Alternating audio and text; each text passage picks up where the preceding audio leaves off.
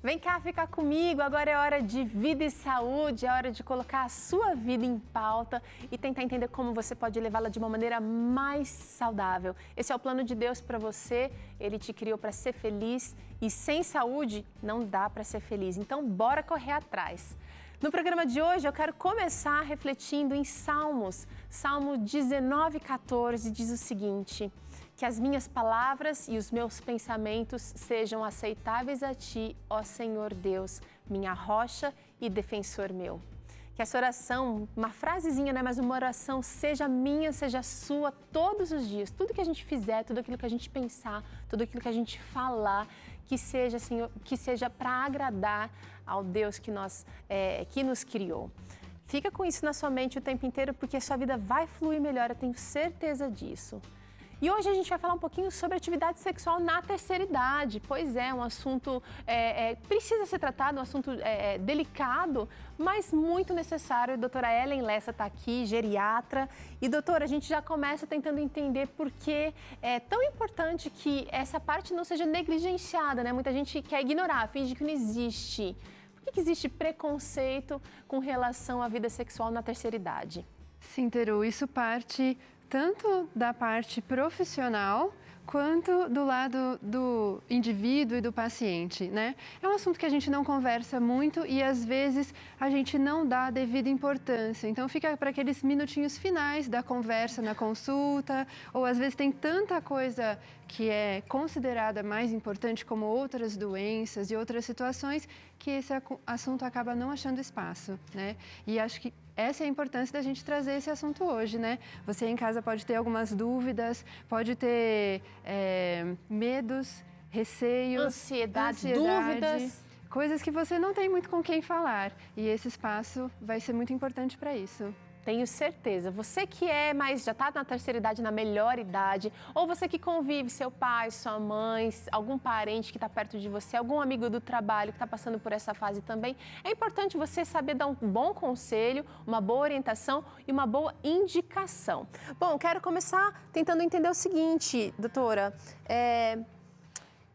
Nossa vida é feita de fases. Então, a gente às vezes se preocupa muito com determinadas fases e acaba negligenciando outras. E nessa fase, a sexualidade acaba ficando, como você mesma disse, né, em segundo plano, às vezes até em terceiro plano. Como é que o nosso corpo de mulher e de homem reage de maneira diferente ao envelhecimento? Acho que seria interessante a gente até mostrar as primeiras causas da disfunção, acho que é um fator bem, uma reclamação bastante constante no consultório, né, da disfunção erétil no homem. A gente tem um conceito da população que a gente não sabe muito de onde vem, se é cultural, de que reduz o interesse pela atividade sexual, que não é só o sexo em si, mas é muito mais coisa envolvida, que isso reduz com a idade. Isso não é verdade. Por um outro lado, algumas doenças podem acometer tanto homens e mulheres e dificultar o prazer, a obtenção desse momento de intimidade e tudo mais. Então, a gente vai falar um pouquinho sobre algumas causas físicas e também psicológicas que devem ser atentadas. E a gente tem aqui algumas causas, inclusive físicas e até psicológicas, né, que a gente precisa prestar atenção. A atividade sexual, a vida sexual, ela é uma integração dos fatores psicológicos lá no cérebro, junto com a parte hormonal, o funcionamento dos órgãos e a gente vai ver a circulação do sangue. Entendi. Tudo precisa estar funcionando bem para acontecer. Entendi. Aqui nós temos algumas causas e eu vou pontuar uma por uma. Tá. Primeira delas, o uso de medicações. Muitos medicamentos, eles têm alguns efeitos colaterais que prejudicam a circulação de sangue e também a parte, aquele gatilho, aquela parte do sistema nervoso central mesmo, a questão de desejo, que a gente chama de libido, e também a questão de resposta dos órgãos. Tá. Então, em primeiro lugar, antes de você ficar muito preocupado com o que está acontecendo, às vezes isso pode ser o efeito de uma medicação. Entendi. Então, tem que ser algo revisado pelos especialistas que cuidam de você.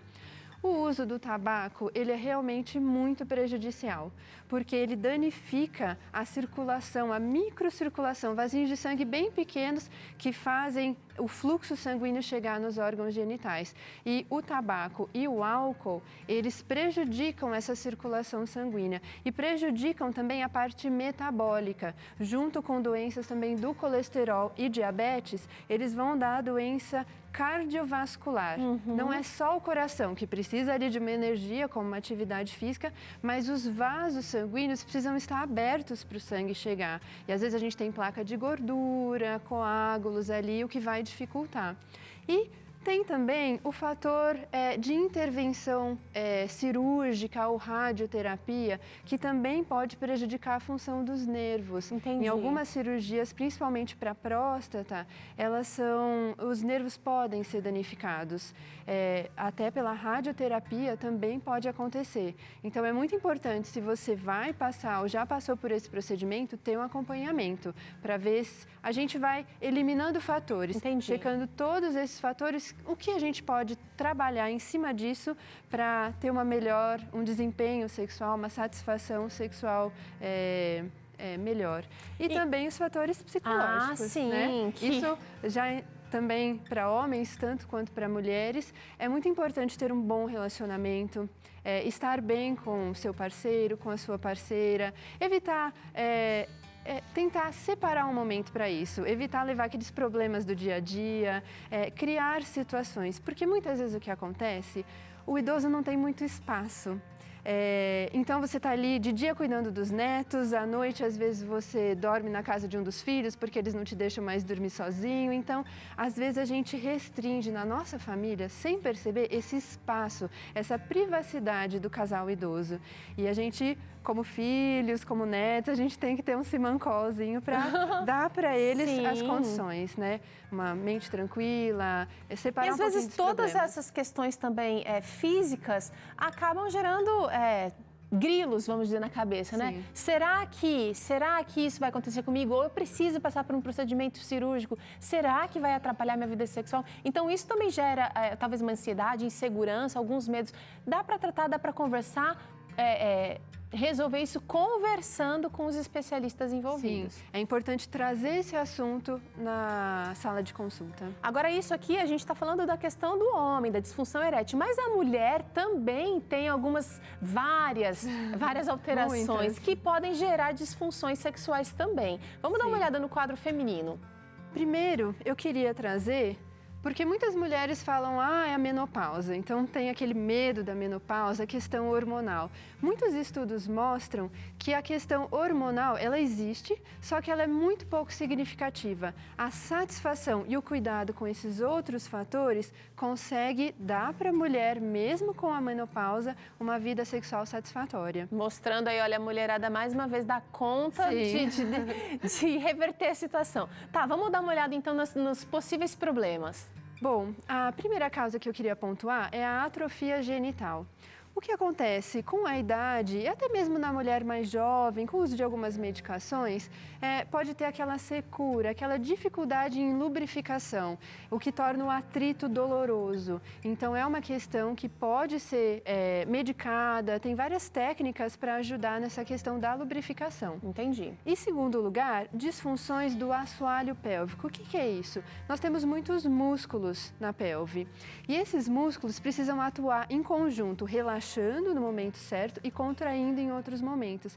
E é uma musculatura que a gente não usa muito no dia a dia. Até a questão da musculatura abdominal, exercícios pélvicos, fisioterapia, tudo isso pode ajudar a ter uma melhor função, melhor força e conseguir até prevenir outros fatores como incontinência urinária, que pode ser uma coisa constrangedora, dificultando ali a intimidade, e também ajudar na questão do prazer e na questão da própria satisfação. Atenção, então, para tratar com especialistas isso aqui. Aproveita quando você vai no ginecologista fazer o Papa Nicolau ou fazer os exames, a mamografia, já fala. Eu acho que é muito legal ter um caderninho para anotar as queixas, porque às vezes a gente esquece quando está diante do médico, foca só no principal e esquece essas outras áreas que são também importantes para você.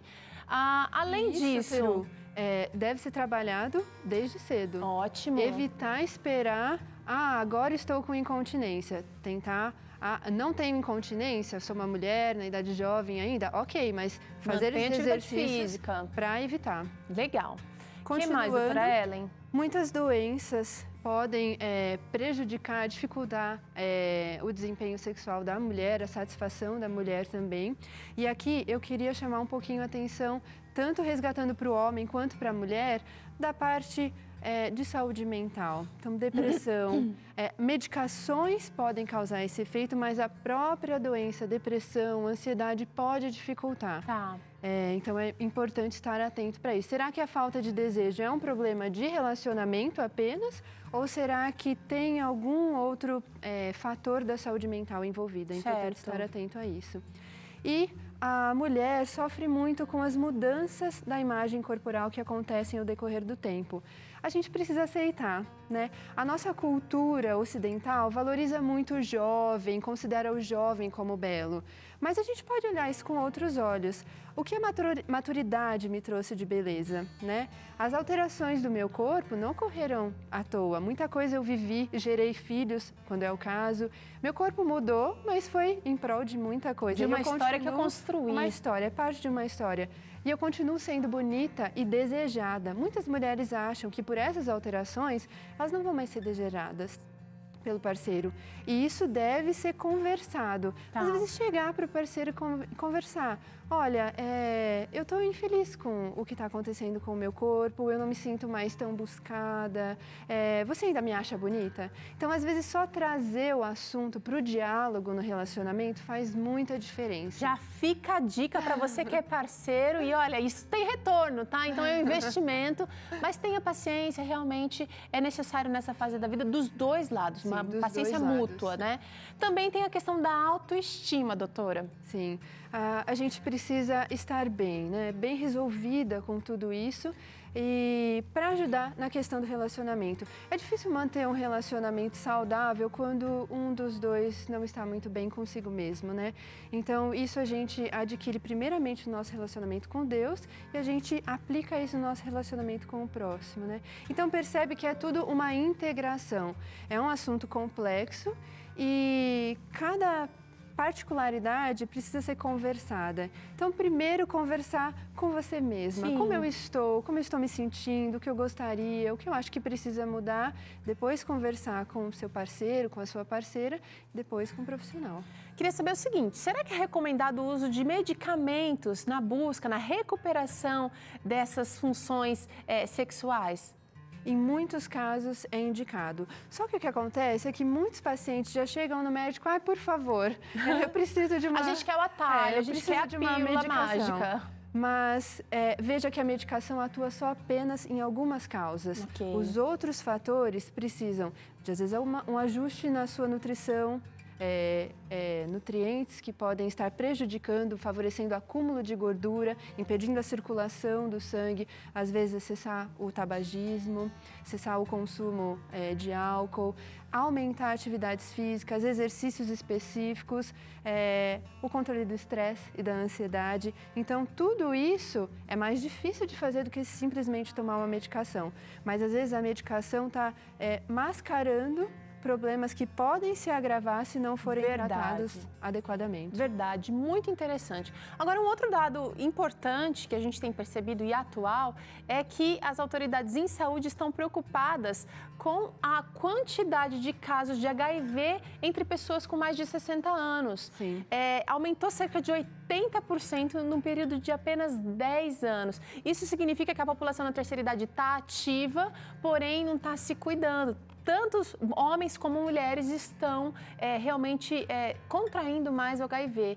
E a gente já sabe que tem um monte de doenças nessa fase que a gente já está mais do desgaste, né, do corpo humano. E a AIDS pode vir piorar esse quadro e fragilizar uma dessas doenças ainda mais, doutora. Exatamente. E, na verdade, várias infecções sexualmente transmissíveis podem trazer vários danos à saúde do idoso, que já é um pouco mais frágil. A AIDS é um grande exemplo. Muitas vezes a AIDS é adquirida após digamos, na terceira idade, mas às vezes ela foi uma condição não diagnosticada lá atrás. Entendi. Então, mesmo que você não queira, assim, resgatar alguns riscos, ou que esses riscos não estejam presentes hoje, é importante checar se os exames estão ok, porque a AIDS ela é uma condição que ela é muito tempo assintomática, a gente não desconfia, a gente não percebe alterações e de repente podem surgir complicações. Complicações, por exemplo, olha, a gente tem aqui seis possibilidades, mas a lista é bem maior que isso. Sim. A AIDS, ela fragiliza o nosso sistema imunológico. A gente fica mais propenso a várias infecções e ela também age, como é uma infecção crônica, gera uma atividade inflamatória no nosso corpo, favorecendo alterações metabólicas, ganho de peso, alteração nos colesterol, nas frações do colesterol, perda de massa óssea, alterações nos rins, até por algumas medicações que têm que ser usadas pelo tratamento, também doenças do fígado, declínio cognitivo, até chegando à demência, e também doenças cardiovasculares, aumenta o risco de infarto, de vários AVC, várias condições. Lembrando que a gente está falando aqui da piora no caso da contração da AIDS, né? Sim. E também a gente tem um dado super alarmante que cerca de um terço dos óbitos de pessoas com AIDS acaba sendo por tuberculose. Sim. Quer dizer, problemas respiratórios são bem comuns já nessa fase da vida. Infecções, em geral, são muito comuns no indivíduo que tem AIDS. E principalmente a tuberculose, ela é muito comum no Brasil. Então, fica aqui o alerta: tosse crônica, mais de 3 semanas, falta de ar, deve ser investigado. Eu queria chamar a atenção também para outras infecções sexualmente transmissíveis que também podem não ser percebidas e estar impactando na saúde do idoso. A sífilis. A sífilis, ela é uma infecção que pode ter uma fase latente, a gente não percebe nenhum sintoma, mas ela pode dar alterações cognitivas, chegando também ao caso de demência. E também a infecção pelo vírus da hepatite C, que é contraída não tanto pela atividade sexual, mas por contato com secreções no corpo. E teve uma época que não era rastreado para doação de exame de sangue, cirurgia. Então, principalmente as pessoas nascidas entre 1945 e 1965, é uma coorte da população que tem maior risco. Entendi. Ou quem já foi submetido a esses procedimentos antes de ter a dosagem. Então, vale a pena checar, fazer aquele check-up, ver se os exames estão tudo bem, mesmo porque a gente tem que cuidar da gente, mas a gente tem parceiro e parceira também. Com certeza, e tem família, todo mundo vai sofrer. Quando alguém da nossa família está doente, tenha certeza, netos sofrem, os filhos sofrem, o vizinho sofre, o amigo do trabalho sofre, aquele amigo companheiro da pracinha também sofre. Sim. Gente, sexo é bom, mas precisa ser feito com responsabilidade. A gente está aqui no Vida e Saúde hoje tentando, assim, quebrar alguns tabus e conversar abertamente sobre uma necessidade que eu e você temos diariamente. Doutora, obrigada. A gente vai acompanhar agora o quadro Em Forma e você vai ver exercícios para tonificar o abdômen. Fiquem espertos aí, vamos fazer em casa. Oi, pessoal. Tudo bem com vocês? Olha eu aqui de novo no Vida e Saúde. Hoje a minha dica vai ser da pesada, trabalhar forte o nosso abdômen. E não vai ser só abdômen não. Tem um exercício aqui chamado prancha, a tão temida prancha, mas ela é excelente para os braços, para as costas. Você acredita? Vamos lá? Vamos lá, pessoal? Então vamos começar pela prancha. Eu falei que ela era temida, mas não é tanto assim não. Por quê? Porque temos opções. Sim. Vamos lá para a opção do iniciante, intermediária e até o avançado pode entrar nessa, tá bom? Vamos lá. Cotovelos, primeiramente. Cotovelos embaixo dos seus ombros. Essa é para o iniciante. Apoia os seus joelhos, afasta um pouquinho as suas pernas. Coloca a ponta dos pés no chão, o seu rosto voltado para o chão, mas é o rosto, tá? Não faça isso com o seu pescoço, não. Então, organiza e abaixa para mim o seu quadril. Esse é para o iniciante. Agora, ó, para o intermediário, pode permanecer um pouquinho com as pernas afastadas, mesma coisa, cotovelos embaixo dos ombros, não coloca peso nos ombros, ok? Relaxa e olha para o chão. Sou mais avançado? Fecha as suas pernas, une as pernas. Pronto. Excelente exercício. E você vai sentir tremer, tremer, tremer, tremer. Quer uma dica? Vamos lá. 1 minuto para avançado. 30 segundos para intermediário. De 15 a 20 para iniciante. Faça essas séries todos os dias. Pode ser sim, pode ser todos os dias, até você ganhar confiança. Vamos lá ao segundo exercício. Abdômen remador. Trabalha tudo, gente. Não deixa nada de fora. Oblíquos, o infra e o superior. Vamos lá? Mas primeiro, antes da gente passar para o abdômen propriamente dito, eu vou dar a dica para os iniciantes, tá? Calcanhares, pertinho dos glúteos, a ponta dos pés para frente. Os braços vai lá atrás, você acomoda a sua coluna. Você vai subir e vai descer. Esse é uma iniciação para o seu abdômen remador. Agora vamos ao abdômen remador mesmo. Subir, alonga as costas, coloca as suas mãos no chão e volta. Subir, alonga e volta. Muita força no abdômen, tá? Muita força. Excelente exercício. Podemos fazer, iniciante, pode fazer 3 séries com 10 repetições. Intermediários, 3 de 15. Avançado, 20, 30 repetições. Pessoal, então finalizamos a nossa aula. Mas lembrando, procure sempre o seu médico de confiança. Não vá sair fazendo exercício porque você gosta. Não, a gente precisa de orientação sim. Talvez esses exercícios, a prancha, o abdômen remador que eu passei para vocês, não seja indicado. Você já pensou nisso? Procure um médico. Tchau! Excelente! Vou fazer em casa e quero que você também faça. Quero ver todo mundo com a barriga, ó, fortona. Seguinte, a gente vai ter aqui ainda no Vida e Saúde, vamos tentar entender qual a importância da vida sexual na terceira idade. É o quadro Claramente, mas é depois do intervalo, que tem ainda também receita saudável, tem mini picolés de cenoura e um suco revigorante. A gente já volta.